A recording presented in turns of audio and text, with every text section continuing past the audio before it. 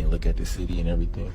But my issue is that when you zoom out and you go into outer space, this Earth that we live on turns into a cartoon.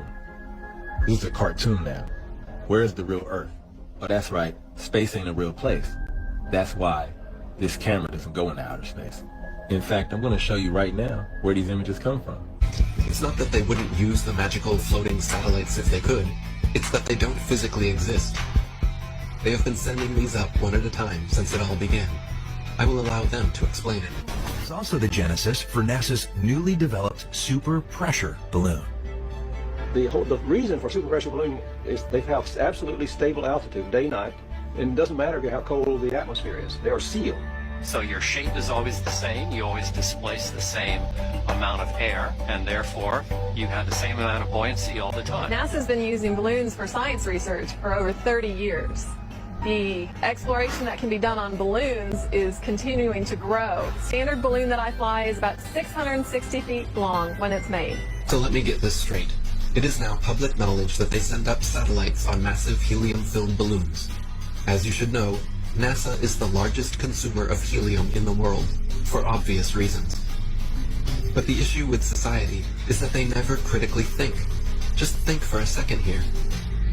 If these are sent up to provide the world with all of the important information we need, and I'm sure the entire process is expensive and difficult to accomplish, then please explain to me what in the flat world do these pathetic animations do for you?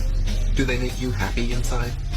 Are they so super duper cool that you cannot see past the obvious CGI? The fact of the matter is everything NASA sends up on a balloon simply hovers above our motionless Earth. That is why they rarely speak about orbiting satellites, and of course, they never show footage.